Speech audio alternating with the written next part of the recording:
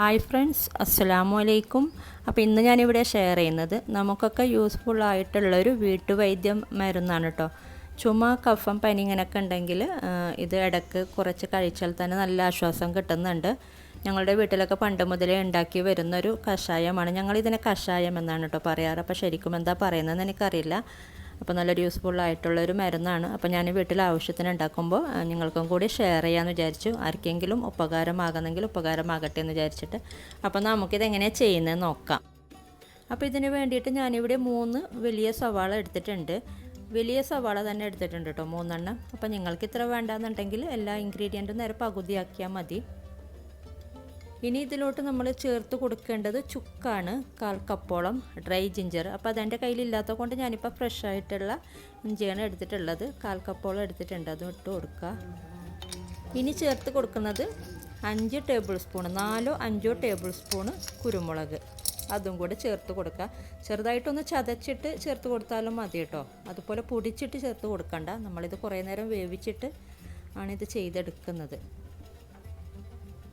ഇനി 2 table spoon ചെറിയ ജീരകം, ക്യൂമിൻ.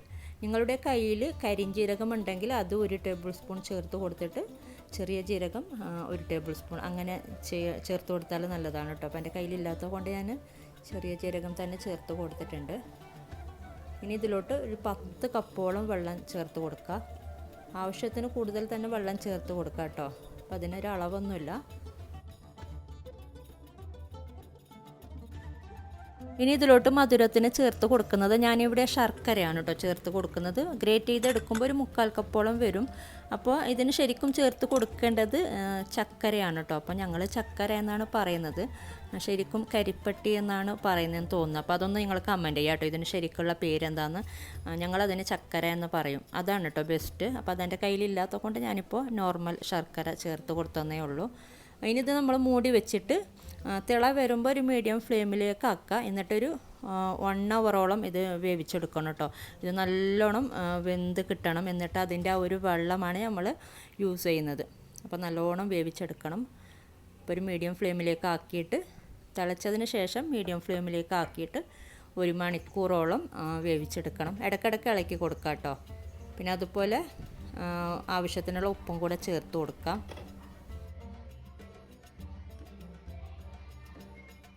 പിന്നെ അതുപോലെ മധുരത്തിന് നിങ്ങൾ ശർക്കരയൊന്നും ചേർക്കുന്നില്ലെങ്കിൽ ഒന്നും ചേർക്കാതെ വേവിച്ചെടുത്തിട്ട് പിന്നെ നമ്മൾ കുടിക്കാൻ നേരത്ത് ഹണി ചേർത്തിട്ട് കുടിക്കാം കേട്ടോ. അതും നല്ല ബെസ്റ്റാണ്, ഹണി ചേർത്തിട്ട് കഴിക്കുന്നതും. അങ്ങനെ വേണമെങ്കിൽ ചെയ്യാം കേട്ടോ.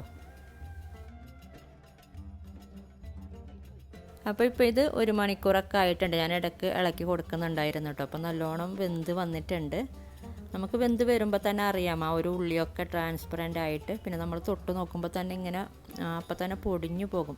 എന്തായാലും ഈ ഒരു അളവിൽ മീഡിയം ഫ്ലെയിമിൽ 1 മണിക്കൂർ വേവിച്ചെടുക്കുക. കൂടുതലും നമ്മളിതിൻ്റെ വെള്ളമാണ് കേട്ടോ യൂസ് ചെയ്യുന്നത്. നമുക്ക് കഴിക്കാൻ പറ്റുന്നെങ്കിൽ ഉള്ളിയും കൂടെ കഴിക്കാം. പക്ഷേ എല്ലാവർക്കും ഇത് ഇഷ്ടമുള്ളൊരു സംഭവമല്ല കേട്ടോ. പക്ഷേ നല്ലൊരു യൂസ്ഫുള്ളായിട്ട് നമുക്ക് നല്ല ഹെൽത്തി ആയിട്ട് ചെയ്യാൻ പറ്റുന്നൊരു വീട്ടുവൈദ്യമാണിത്.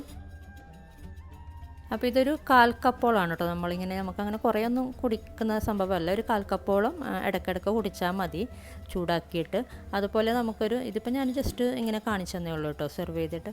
അപ്പോൾ ഒരു 3-4 ദിവസമൊക്കെ നമുക്കിത് സ്റ്റോർ ചെയ്യാൻ വേണ്ടിയിട്ട് പറ്റും. ഫ്രിഡ്ജിലൊന്നും വെക്കണമെന്നില്ല. അപ്പോൾ വീഡിയോ ഇഷ്ടപ്പെട്ടാൽ ലൈക്ക് ചെയ്യുക, കമൻറ്റ് ചെയ്യുക, സബ്സ്ക്രൈബ് ചെയ്യാത്തവരൊക്കെ സബ്സ്ക്രൈബ് ചെയ്യുക. അപ്പോൾ ഇനി മറ്റൊരു വീഡിയോയിൽ കാണാം. Thank you.